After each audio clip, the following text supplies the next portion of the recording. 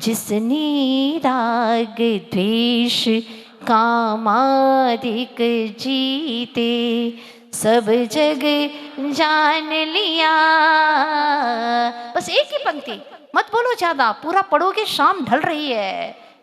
पढ़ना बहुत आसान है, लेकिन एक ही पंक्ति को हिये में उतारना है। जिसने, किसने? जिस जीव ने, जीव तत्व का वर्णन हो गया।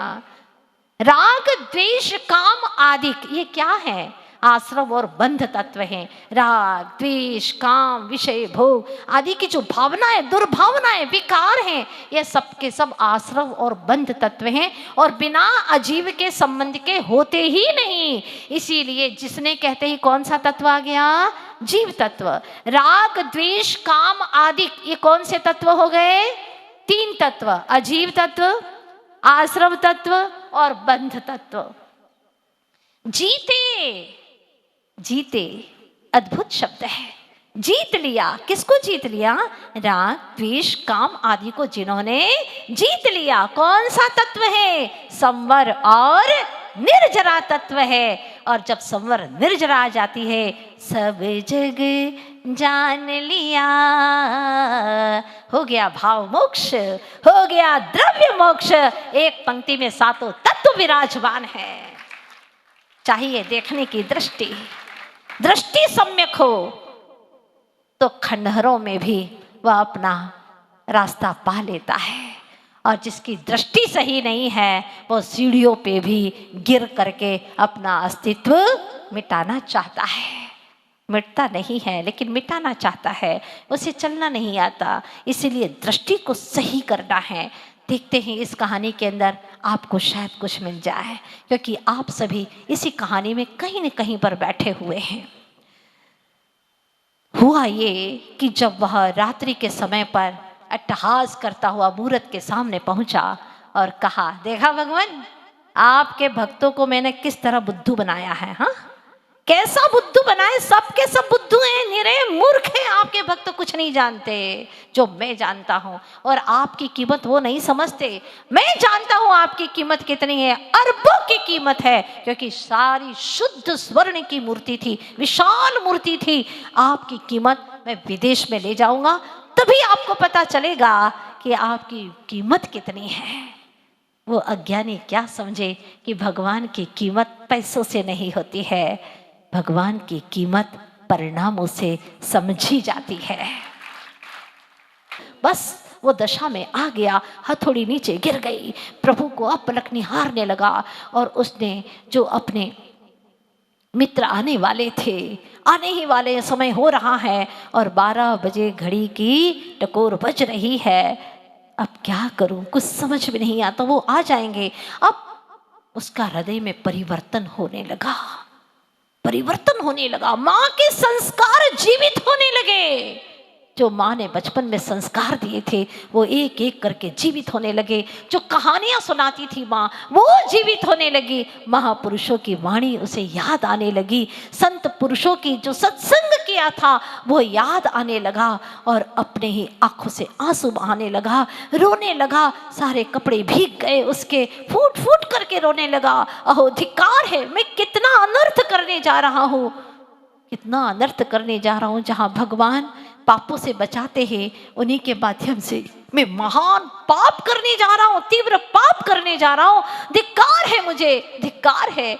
तब वह कहता है, प्रभु मुझे सतपथ दिखाइए, मुझे सतराह दिखाइए। मेरे वजह से मैंने कितने लोगों को और चोरी करना सिखा दिया, पाप करना सिखा दिया है। उनको सतराह कैसे दिखाऊं? वो आने वाले हैं और मंदिर में चोरी करने के लिए आ रहे हैं। इतने में आकाश गर्जना होती है, रे वत्स तू बचपन में आता था, मुझे तो पहले से ही ज्ञात था तो एक दिन यहाँ पर आएगा और सच्चा भक्त बन करके जाएगा। मुझे विश्वास था, तेरा विश्वास ही तेरे साथियों को सतराह दिखाएगा। जा, तेरा कार्य पूर्ण होगा। बस आकाशवाणी तो पूर्ण हो गई।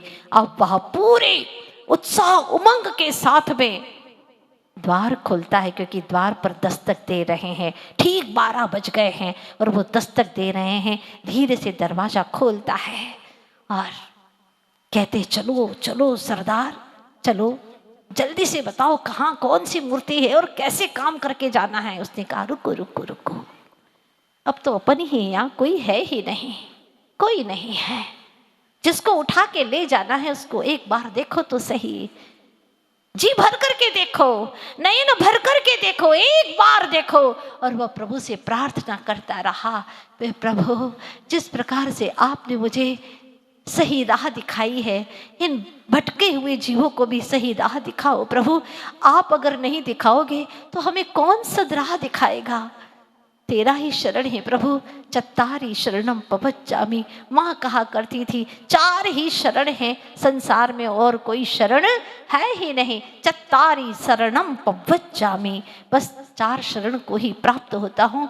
हे अरहंत प्रभु, हे अनंत अनंत सिद्ध प्रभु, मेरे आज इस भावनाओं को सिद्ध कर दीजिए। वो भावना भा रहा था और मित्रों से कह रहा था एक बार देखो प्रभु की मूरत की ओर देखो। और जैसे ही सब लोगों ने देखा, चारों साथियों ने देखा, तो क्या हुआ, देखते ही देखते सबके सब जैसे चुंबक जैसे आकर्षित करता है लोहे को, वैसे ही आकर्षित हो गए। सबकी हथौड़ियां नीचे गिर गई।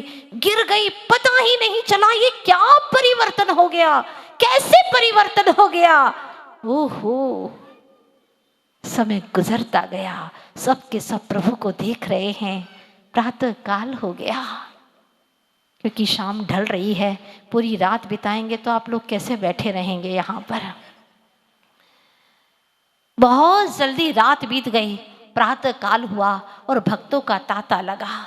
लोग दर्शन करने के लिए आए, देख रहे हैं, ये बात कुछ समझ में नहीं आ रही है। एक ही ब्रह्मचारी जी थे रात में और अभी 5 कैसे हो गए,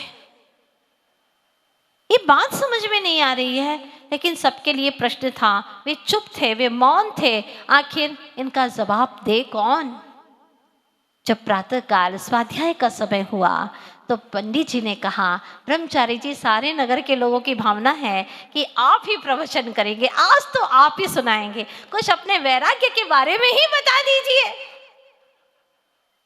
तब उन्होंने कहा, जरूर करूंगा, मैं प्रवचन करूंगा, स्वाध्याय करूंगा, जो आप पीता वैराग्य है वही सुनाऊंगा। और उन्होंने कहानी सुनानी शुरू कर दी। कहाँ से? जो मैंने आज आपको कहानी शुरू की थी सुनाना, वहीं से उन्होंने कहानी सुनाना शुरू कर दिया, इसलिए दोबारा नहीं सुनाऊंगी। और अंत में जब ये घड़ी आई, कहानी का ये मोड़ आया कि 1 से 5 हो गए, तो सारे लोग एक दूसरे का चेहरा देखने लगे, अरे ये कहानी तो इन्हीं की लगती है, इन्हीं की लगती है, इन्हीं की लगती है। तब वह माँ उस स्वाध्याय पे बैठी थी, उस सभा सदन में बैठी हुई थी। माँ ने बड़े गौर से देखा और ये कहानी तो मेरे बेटे सत्य की कहानी है। बचपन में उसने मुझसे ऐसा ही किया था, मैंने उससे यही कहा था। और जब उसको गौर से देखा, माँ खड़ी होकर के दौड़ती हुई लास्ट में जो बैठी हुई थी आती है आगे और उसको चूम लेती है। बेटा, बेटा तू सत्य, तू कहाँ था इतने दिन? मुझे मालूम था एक दिन तो जरूर आएगा, मुझे विश्वास था तो मेरे संस्कार कभी व्यर्थ नहीं जाएंगे। मुझे मालूम था प्रभु से की गई सच्चे हृदय से प्रार्थना कभी व्यर्थ नहीं जाती बेटा, और तू आज आ गया बेटा। तब वह कहता है, माँ आपका सत्य तो आज पहली बार लौटा है, पहली बार अपनी माँ से मिला है, बचपन से कभी सत्य नहीं मिला। वो लड़का था, खोटा था, भ्रमित था और वह गुमराह था, लेकिन आज पहली बार तुम्हारा सत्य तुम्हारे सम्मुख है। चलो बेटा, तुम्हारी प्रतीक्षा में कब से कर रही थी, हर दिन तुम्हारी बाट जोती थी कि मेरा सत्य एक दिन आएगा। हाँ माँ, सत्य आया तो है, लेकिन अब यहाँ ठहरने वाला नहीं है। अब वह जा रहा है किसी ऐसे संत की खोज में जो संसार का अंत कर दे, जो मुझे अपनी राह पर लेकर के चले और भगवंत पंथ पर चल करके मुझे स्वयं भगवंत बना दे। माँ, मैं ऐसे किसी आचार्य गुरुवर श्री विद्यासागर जी महाराज जैसे संत की खोज में जा रहा हूँ। माँ, मुझे आशीर्वाद दो, आपके आशीर्वाद के बिना मैं इस मार्ग में नहीं चल पाऊंगा। आशीर्वाद दो माँ, आशीर्वाद दो। माँ देखती रह जाती है। मेरा सत्य जो कल कितनी खरी खोटी मुझे सुनाता था, आज भगवान की बातें कर रहा है। माँ का हृदय भर आया और वहाँ खुशियों के आंसू बहाती हुई बेटे को आशीर्वाद देती है, स्पर्श भी नहीं कर पाती है कि बेटा मोह माया छोड़ करके आचार्य भगवंत के संग में चल देता है। परिवर्तन हो जाता है। कल तक जो एक सामान्य बालक था, आज नेमी कुमार हो गया है। कितना सातिशय पुण्य एकत्रित किया होगा इस बालक ने, जिसने इतना बड़ा पद धारण किया है, जो अपने जीवन में कभी सप्त व्यसन नहीं करेगा, प्रभु के पथ पर चलने की पूरी कोशिश करेगा, श्रावक बन करके आगे बढ़ेगा निश्चित रूप से, क्योंकि वह नेमी नाथ नहीं है, नेमी कुमार है। साथ में उसका भाई है, सच में उसके ही परिवार का भाई है। कितना अद्भुत संयोग है यहाँ। और कल से आप देखेंगे ये 7 दिन, ये सप्ताह आपके इंदौर नगर के लिए बहुत महत्वपूर्ण है। पूरी भावनाओं के साथ में आप लोग बिनौली में जाएंगे, है ना, जाएंगे, लेकिन राग से वैराग्य की और आपके जीवन में भी एक यहाँ पर पथ प्रशस्त करने का अवसर मिलेगा आपको, जिसमें पूरी भक्ति होगी, आनंद होगा। और क्या क्या होने वाला है वो भी आपको घोषित करेंगे। कल कितनी बजे से क्या क्या कार्यक्रम शुरू होगा और आप लोग कैसे जाएंगे, क्या करेंगे, इस तरह से, क्योंकि शादियां तो हज़ारों अटेंड कर ली आप लोगों ने, उसमें सिर्फ राग का ही बंधन होता है, लेकिन ये एक ऐसा बंधन है कि जिसमें मुक्ति का भी अवसर प्राप्त होता है, आपका मार्ग प्रशस्त होता रहेगा। इसीलिए इतना ही कहना चाहती हूँ, जिस प्रकार से सत्य ने अपने नाम को सार्थक कर दिया, आप लोग भी, आप सबके नाम बहुत अच्छे अच्छे रखे हैं, गुरुओं ने, महापिता ने, परिवार के लोगों ने अच्छे अच्छे नाम रखे। उन सारे नामों को आप लोग सार्थक करने की कोशिश करें, अपने जीवन को बहुत अच्छा बनाने की कोशिश करें। जहाँ खड़े हैं वहीं से अच्छे और सतपथ पर चलने की कोशिश करें। कोई काम ऐसा गलत न करें कि कभी ऐसा न हो कि ऐसे पशुओं की भांति हमें भी इधर उधर गलियों में भटकना पड़े और हमारी जिंदगी यूं ही बर्बाद हो जाए। इसलिए इस भाव को यहीं से ही, आज से ही, अभी से ही सुधारना शुरू करना है। मतलब अच्छे अच्छे कार्य करना शुरू करना है, जिन शासन का गौरव बनना है और जिन शासन में 4 चांद लगाना है, जिन धर्म की प्रभावना करना है। हमारे गुरुवर श्री विद्यासागर जी महाराज ने जो पथ हमें दिखाया है, उसी पथ पर चल करके न बन सको श्रवण, श्रावक बन करके ही उस पथ पर चलने का सफल प्रयास करेंगे। बस यही आप सभी लोगों के लिए शुभकामना है।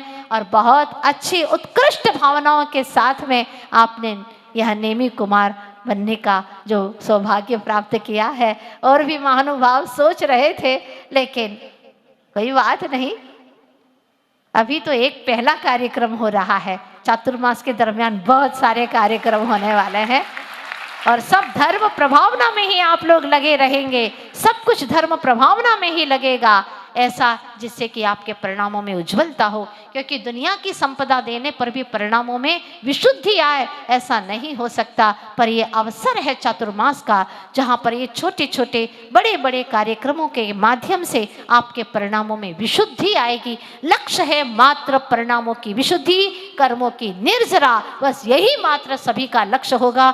और पूरे आनंद के साथ में चलेंगे। और चलते हैं अब हम गुरुदेव के श्री चरणों में 2 मिनट के लिए। दुनिया का सहारा क्या लेना, गुरु तेरा सहारा काफी है।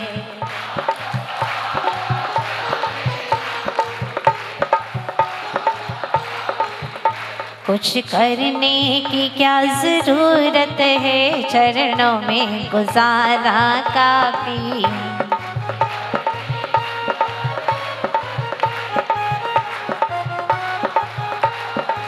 देखूं तो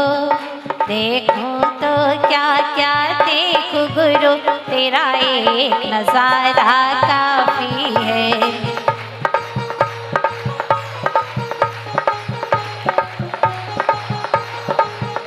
दुनिया का सहारा, धन दौलत का क्या करना है, इन महलों का क्या करना है। धन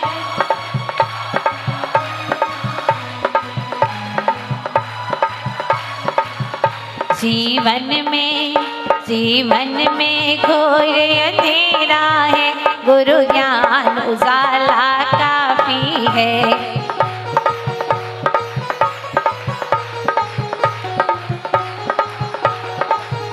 दुनिया का सहारा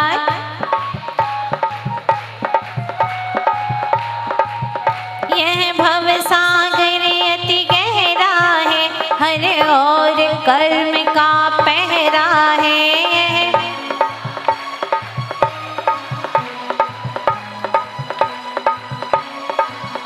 मेरी नाव पुरानी जर जर सी, तेरा एक इशारा काफी है।